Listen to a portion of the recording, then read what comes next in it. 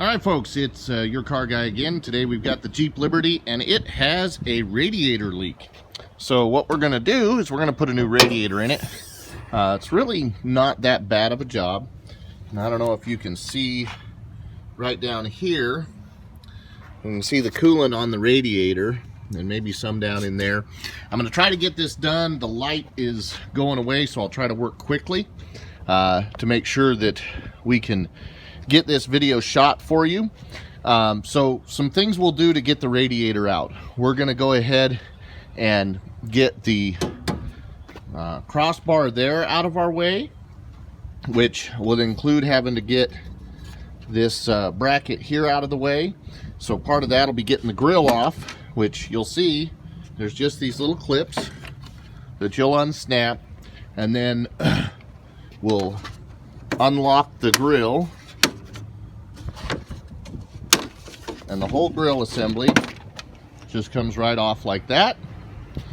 We set it to the side. Now we have access to get in here and see our bolts that'll take this bottom part of this bracket up out of the way. We'll have a bolt here, so you got two at the bottom, one here. We're gonna have one here. This one doesn't have to come off.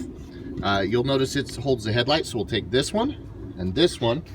On the other side, we do have this snorkel, which we'll leave attached to the radiator support when we take it out. We'll take out a bolt here and here. Also, there is a drain petcock valve. You can see it right down there from the top. I'm gonna touch it. That is the drain. We'll slide a pan under there. We'll get some coolant draining so that we can start that going, and we'll begin removing these parts. Okay, you see we've got the radiator draining. You just unscrew that petcock. I'm going to go ahead and release the radiator cap. That just makes sure that air can come in and it'll flow faster as we're draining. Next, I'm going to go ahead and go after my radiator core support. These are going to be 10 millimeters in each of these locations. Now, you'll notice too, right here, this cap that goes on for our washer reservoir, we're gonna leave it on. That rivet will stay on, but this whole cap will slide up off this neck.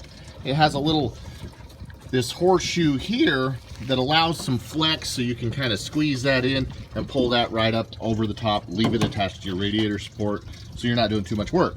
Now the radiator support does have a cable attached to the hinge here, so all we're going to do is we're going to take this off and set it up out of our way so that we don't have to disconnect that cable. We don't want to do more work than we have to.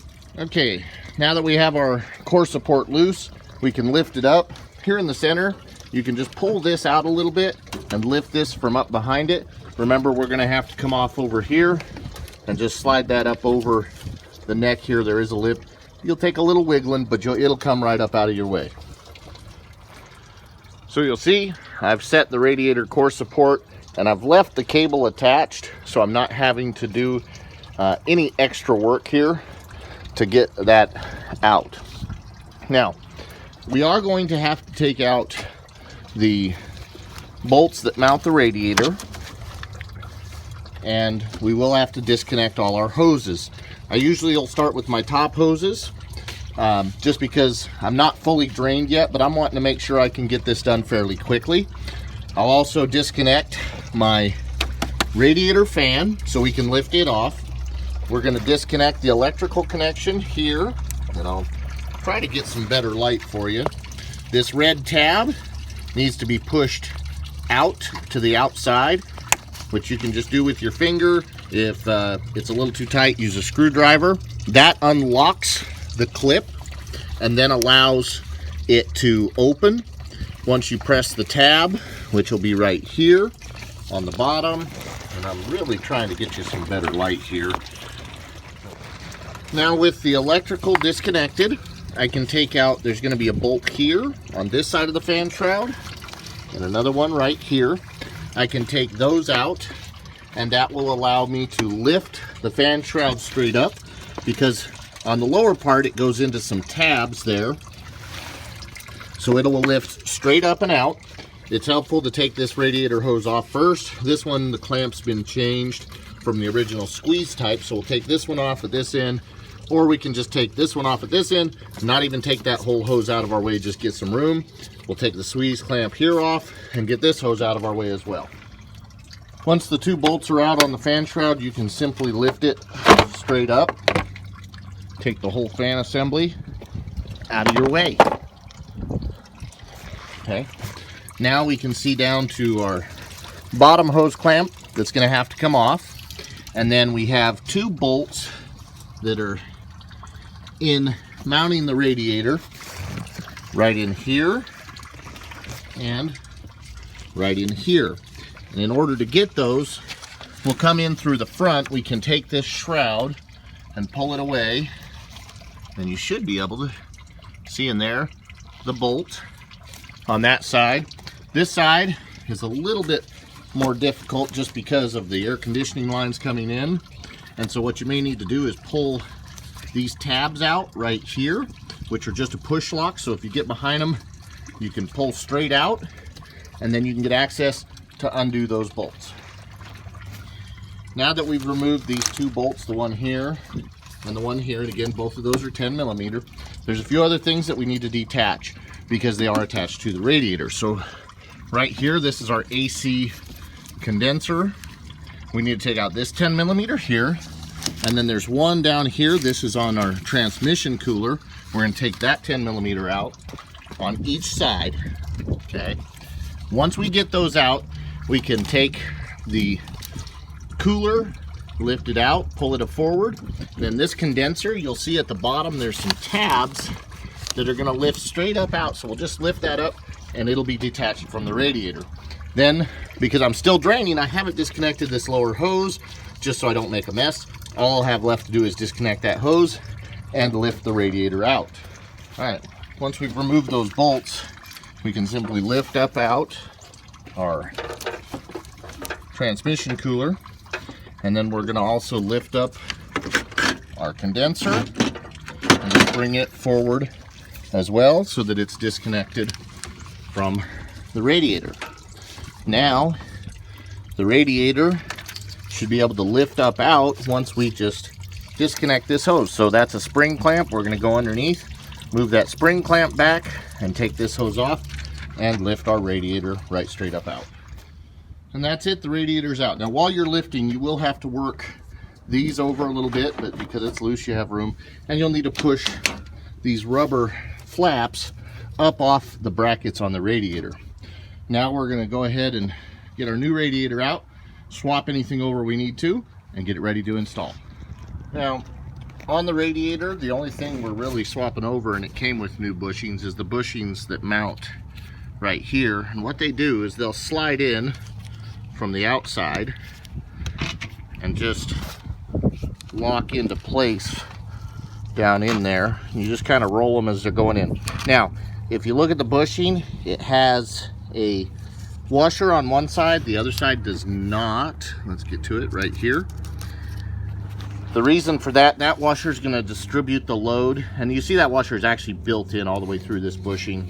That'll distribute the load. So the washer you want to go facing the front of the vehicle so that when you put your bolt in, it distributes the load across that and squeezes this. Otherwise you would risk that the bolt would just squeeze on the rubber and the radiator may actually move forward. Before we drop this in, on the bottom of the radiator there are some bushings that'll go on, and you'll look, they have a curved edge and a rubber point, and inside that's a D shape.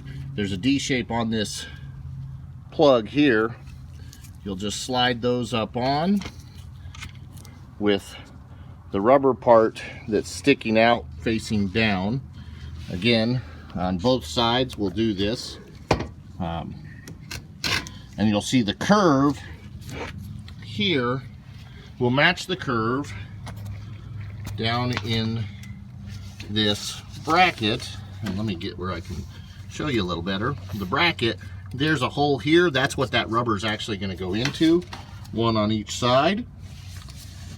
So when we're dropping our radiator in, we're going to want to get it down into there. We'll want to make sure and get these rubber shields, air shields, back into place over these tangs on the radiator as we go in. And it's just a matter of setting it in those and pushing it down. Okay, with the radiator settled into place, we've lined up our rubber here so that those brackets are lined up, and we can see that our mounting bolts are lined up here. We'll go ahead and put in our 2 mounting bolts here first, get that mounted, then we'll remount our condenser and then our transmission cooler. If you have a manual transmission, you probably won't have the transmission cooler. We'll remount those by making sure that the bottom slips into that notch right there that you can see. You see the notch, and you'll get it in on both sides before you bolt the top of the condenser. Those bolts that go up through here in. So you'll get that in, shoved down into place. Okay, so we've remounted the oil cooler, put the bolt back in, the condenser bolts are in, everything looks good. Now's a good time to hook up our lower radiator hose, make sure that's on. Then we can go ahead and drop our fan in, hook it up, and then we'll put our radiator support back in. So as we're installing our fan, remember these tabs on the bottom are going to lock in to those little brackets that you can just see above the drain cock and over here straight above the hose. So we'll drop our fan into the tabs there, then we'll put our 2 mounting bolts back in. With our fan mounted and the bolts back in, we're going to plug back in our fan connector here, which will just slide in. Do it till it locks. Don't forget to close this lock by just pushing that tab in, that red tab. Now that's locked. Next, I'm going to put on my 2 hoses over here. So this is our really radiator bleed hose. This is what keeps air pockets from getting trapped in it, and then our upper radiator hose. All right, hoses are on, electrical's connected. We're now going to work our radiator support down into place. Make sure that we tuck our cable in and that it doesn't get pinched underneath this as you go in. We'll make sure that we slide back over our bracket here, back under our air intake over here. We'll just work it under, get it lined up, and we'll reinstall our bolts. Again, you have enough flexibility here to work this up underneath it. Radiator support back in place. We can close our washer cap. We're going to put back in bolt, bolt, bolt, bolt, bolt, and the 2 bolts here on the hood hinge bracket.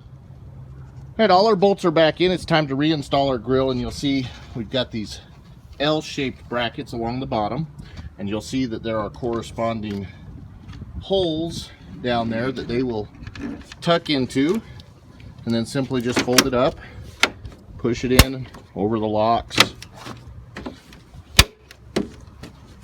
and that is back in. Your radiator's installed. Total job really should take you about an hour. We'll now just fill the coolant, make sure that we get it totally full. We'll run it to temperature to make sure that there's no leaks or anything else. Make sure the fan's still working. But that's it. It's a simple job.